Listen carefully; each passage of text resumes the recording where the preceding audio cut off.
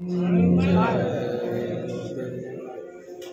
से बोलो जय गुरुदेव।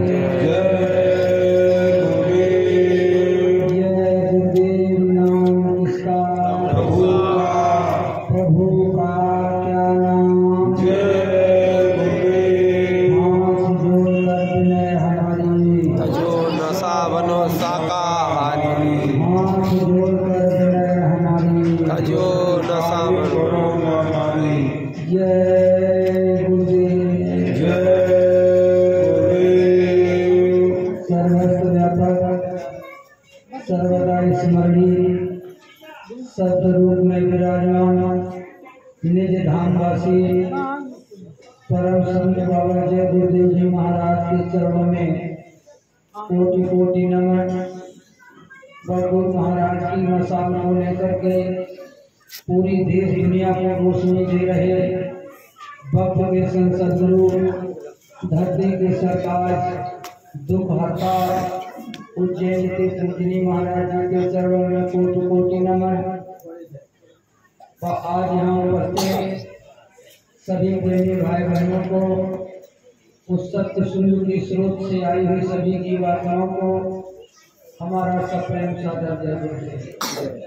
प्रेमियों, उस मालिक की जब असीम दया कृपा होती है तब ऐसी घड़ी ऐसा समय हमको आपको मिलता है।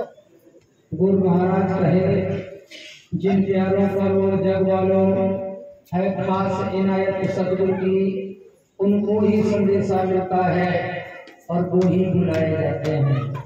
जिन जीवों पर मालिक की विशेष दया कृपा होती है, जिसकी किस्मत तकदीर और भाग्य साथ देता है, उसको ऐसी घड़ी ऐसा समय नसीब होता है। हमसे आपसे ज्यादा पढ़े लिखे लोग संसार में बहुत हैं, हमसे आपसे ज्यादा चतुर चालाक लोग दुनिया में बहुत हैं, लेकिन सबके नसीब में हर चीज नहीं होती।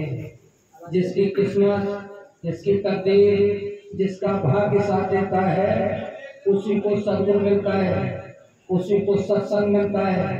और सद्गुरु सत्संग में जाने के बाद फिर दुनिया में कोई चीज मिलना बाकी नहीं रह जाती। दो तरीके का विज्ञान होता है, एक भौतिक विज्ञान होता है, दूसरा आध्यात्मिक विज्ञान होता है। भौतिक विज्ञान माने जो हम संसार की पढ़ाई पढ़ रहे हैं, जिसका स्कूल जगह जगह खुला हुआ है, जहाँ हम आप लोग इंजीनियर, डिप्टी कलेक्टर, मास्टर जो भी बन सकते हैं, ये भौतिक विज्ञान है। दूसरी एक आध्यात्मिक विद्या होती है, जिसे कहते हैं साइंस ऑफ सोल, यानी जीवात्मा का विज्ञान। दो तरीके का विज्ञान है, एक भौतिक विज्ञान, दूसरा आध्यात्मिक विज्ञान। भौतिक विज्ञान से दुनिया की जानकारी मिलेगी, आध्यात्मिक विज्ञान से ईश्वरी विद्या का ज्ञान होता है। आध्यात्मिक विद्या जब का ज्ञान होता है तो उससे ये जानकारी मिलती है कि आत्मा क्या है, परमात्मा क्या है, राम क्या है, कृष्ण क्या है, स्वर्ग क्या है, नरक क्या है, ये जीवात्मा कहाँ से आई, कहाँ जाएगी। हमारी उम्र 50 साल की है, इससे पहले हम कहाँ थे, हमारे घर परिवार से इतने लोग चले गए, आखिर सबके सब कहाँ चले गए।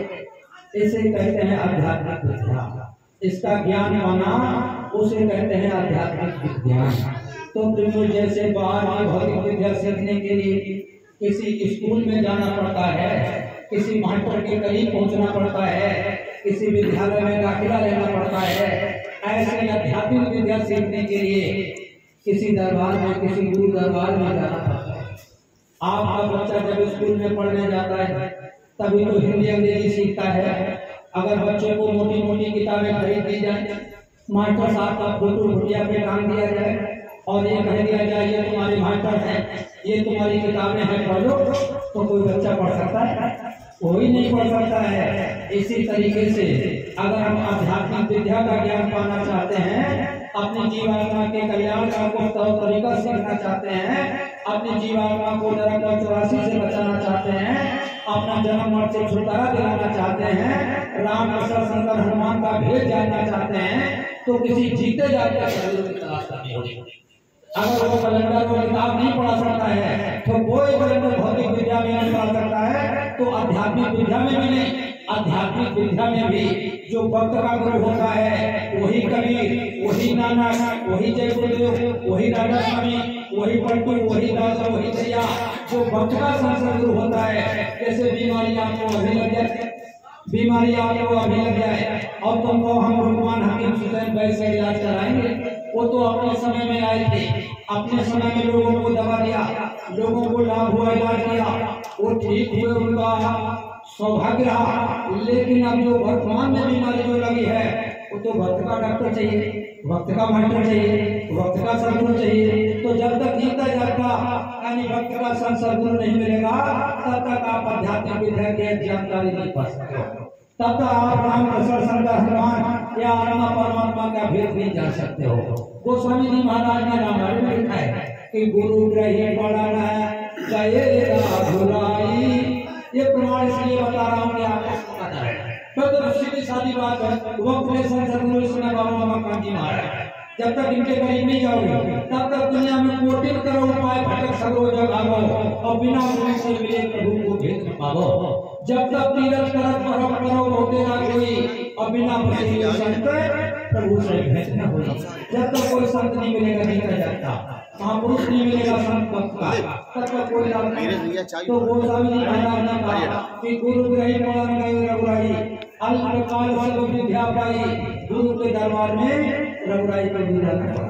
जब राम राजा दशरथ के बेटे राम लंका के राजा रावण को मार करके और अयोध्या में जब वापस आए थे सीता सहित, तो जो उनकी मां ने पूछा था कि बेटा ये बताओ तुमने इतना बड़ा अच्छा, वो जो 10,000 हाथियों का बल रखने वाला, 4 वेद के साथ 18 पुराणों का ज्ञानी, और मतलब ये है कि वो जब अपनी दरबार से निकलता तो देवी देवता डर के मारे भाग जाते, आसमान पृथ्वी सब कांपते, और स्वर्ग तक सीढ़ी लगाने वाला और पाल को अपनी पार्टी से बांधे, और इतने बड़े योद्धा को तुमने छल में गिरा दिया, ऐसे मार दिया। ये मेरी तो समझ में नहीं आ रहा है कि तुमने छोटी सी उम्र में ये करके कैसे दिखा दिया।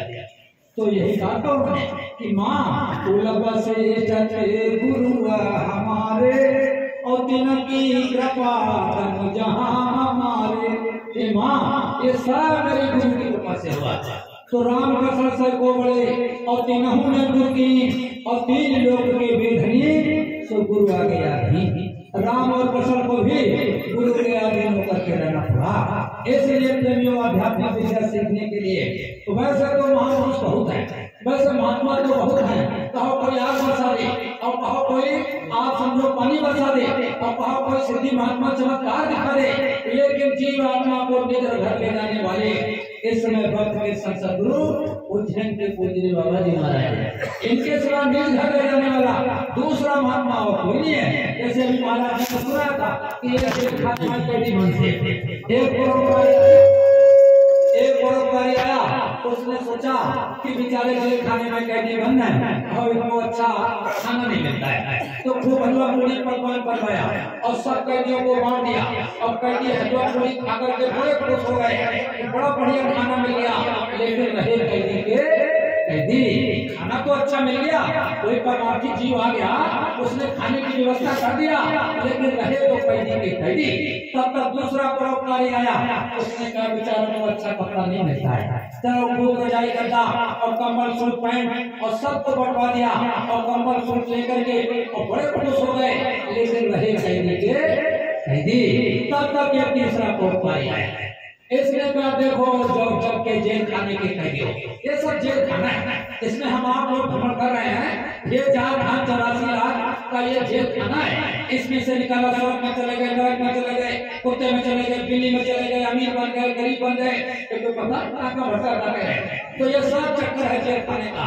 तो देखो ये महापुरुष जब आए तो उन्होंने कहा देखो मैं कोई हलवा पूरी लेकर के नहीं, मैं कोई रजाई गद्दा लेकर के नहीं, हम तो तुम्हारे जेल खाने से निकालने के ताले की चाबी लेकर के आए, ये लो हमसे चाबी, अब खोलो अपना ताला और काम अपने चलो भाई, पराई देश अपने देश चलो। ये जेल खाने की चाबी हमसे ले लो। तो कहने का मतलब है कि कोई भी ऐसे परोपकारी महात्मा आपको मिल सकते हैं, लेकिन निज घर ले जाने वाले कोई वक्त के संत सदगुरु होते हैं जो जीते जागते होते हैं। गुरु एक पावर और शक्ति के नाम को कहते हैं। जैसे प्रधानमंत्री मुख्यमंत्री है, ये किसी आदमी का नाम नहीं है, एक सीट का नाम है, एक पावर का नाम है। जो उस पावर का हकदार बन गया उसी को लोग मुख्यमंत्री या प्रधान, लोग तो बदलते रहते हैं, चेहरा बदलता रहता है, नाम बदलता रहता है, लेकिन वो सीट जिसका नाम मुख्यमंत्री और प्रधानमंत्री, वो सीट का नाम है। ऐसे गुरु का नाम तो वही रहता है, लेकिन बदलते जो उसका हकदार बन गया। कोई लाल पीले कपड़े का नाम गुरु नहीं है, कोई दाढ़ी मूछ का नाम गुरु नहीं है। वैसे तो गोस्वामी जी महाराज ने गुरुवारी में 7 प्रकार के गुरु बताया। का पहला गुरु पिता और माता, जो है रक्त बीज के दाता। पहला गुरु जो माता पिता है। राम ने किसकी पूजा किया था? रामायण में लिखा है कि प्रातः काल उठ के रघुनाथा, और माता पिता गुरु नावहि माता। माता पिता और गुरु की सेवा की, कोई कागज की नहीं, कोई पत्थर की नहीं, कोई पानी की नहीं। तो पहला गुरु तो माता पिता है जो बिना बनाए बने। दूसरा गुरु है भई वह दाई, जो गर्भवास को मैलो छुड़ाई। दूसरा गुरु अगर मिल गया, दूसरा गुरु बता दिया वो दाई, जिसने हमारी सफाई किया। जब जन्म हुआ था तो ऐसी व्यवस्था जानी होती है, तो और आम आदमी का आम और तो आदमी को जरा की सफाई हो जाती, कोई जरूरी नहीं है बिना बनाए बने। और तीसरा गुरु है नाम भारा, और नाम लेकर संसार पुकारा। तीसरा गुरु वो पंडित जिसने हमारा नामांकन संस्कार किया, यानी हमारा नाम रखा। वो भी कोई जरूरी नहीं है। हमारे इधर फरफाबाद में अगर काले रंग का बच्चा पैदा हो गया तो उसका नाम कर लो, उसका कोई जरूरत नहीं है। अगर गोरे रंग का हो गया तो गोरे लाल, भूरे लाल, वैसे दिवाली के आसपास हो गया तो दिवाली लाल, होली के आसपास पैदा हुआ तो होली लाल। क्या जरूरत है? वो तो बन गया, वो तो बिना बनाए हुए बन जाता है। तीसरा गुरु। और चौथा गुरु जो शिक्षा देनी, और तब संसारी मार्ग चीनी। चौथा गुरु वो जो मास्टर जिसने हमको पढ़ाया, उसको बच्चे जाते हैं तो कहते गुरु जी, वो भी गुरु जी है। कोई विद्या सिखा दें, कोई उस्तादी हुनर सिखा दें, उनको गुरु कहते हैं। वो भी ये भौतिक बात के गुरु। अगर इन गुरु से काम चल गया होता तो गोस्वामी जी 5वें गुरु के लिए नहीं कहते।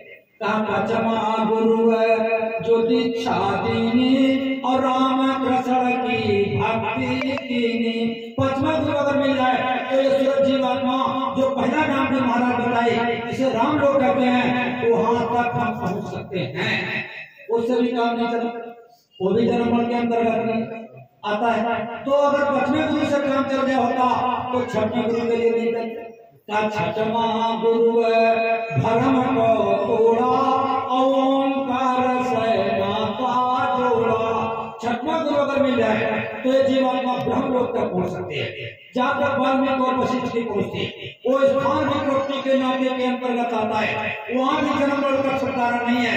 इसलिए फिर कह दिया कि 7वां सतगुरु जो शब्द लखावा, और जहाँ को जीवो तहाँ पहुँच जावा।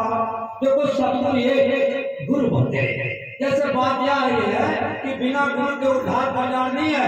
गुरु के पास विद्या सीखना चाहिए तो गुरु होना कैसे चाहिए? ऐसा नहीं है कलिल गुरु आप बनाए और चेला कंठी ले और स्वर्ग जाओ नरक में और हमें रुपया दे। ऐसे गुरु से काम नहीं चलेगा। एक बार वो नानक जी अपने चेलों के साथ आ रहे थे और रास्ते में भारी अजगर सांप ऐसे पड़ा हुआ था और उनके घाव हो गया था और चींटियां लग गई थी। वो बेचारा ऐसे घर को पटक रहा था। नानक जी के शिष्यों ने गुरु से पूछा कि हजूर इतना भारी अजगर सांप और जरा जरा सी चींटियां और उसको परेशान कर रही है, इसका क्या लेन देन है? तो ध्यान लगा करके देखा, कहने लगे बच्चा ये अजगर सांप है, ये पिछले जन्म का गुरु था और जितनी चींटियां इसको लगी हैं ये सब शिष्य थे। तो झूठा गुरु अजगर बने और लख 84 जाए और शिष्य सभी चींटी बने और नोच नोच के खाए। अगर गुरु सच्चा नहीं मिला, देखो गुरु की परिभाषा करते हुए गुरुवाणी में लिखा है क्या और अंधकार का छेदन कर जो दिव्य ज्ञान दर्शाता हो, जिस ज्ञान अधिक के मिलते ही संपूर्ण कर्म जल जाता हो, जो सूरज अंश के अंशी का घट में जो पता बताता हो और जो स्वयं प्रभु से मिला हुआ प्रभु मिलन बतलाता हो। ऐसा है चाहिए जो स्वयं प्रभु से मिला हुआ हो। इसमें भक्त संसद गुरु पूजनी महाराज जी नेत्र माली के दरबार में आते रह जाते हैं। फिर गुरु महाराज की दया हो गई तो पूरे इनको अधिकार मिल गया, आदेश दे दिया। और पूजनी महाराज जी ने, गुरु महाराज ने कहा कि इनका दफ्तर 24 घंटे खुला रहता है, वो तो आना जाना। तो ऐसे ही गुरु की जरूरत है। तो सातवां सदगुरु शब्द रखावा और जहां को जीव तहां पहुंचावा। सातवां जब सदगुरु मिलता है तब जीवात्मा की सच्ची मुक्ति, जीवात्मा अपने निर्घर पहुंचती है। तो इसलिए सदगुरु ये गुरु बोलते हैं। सिंहों के लिए लहरें और हंसों की नई पांति और लालों की नई बोरियां और संतन में नई जमात। सिंह के लहरे नहीं होते हैं, हंसों की कोई पांत की पांत नहीं होती है, लाल की बोरिया के बोरिया नहीं होते हैं, संतों की कोई जमात की जमात नहीं होती है। सूरज एक होता है जो सबको रोशनी देता है। इसलिए प्रेमी भाई बहनों, सदगुरु ये गुरु बोलते हैं। गुरु को बहुत तरह मिल सकते हैं, कोई हुनर सिखाने वाले, लेकिन सदगुरु एक है। आपने देखा जो कवि साहब ने लिखा है कि ये अंदर से अंतर्यात्मा को बताया स्त्री और शब्द को बताया पति और कहा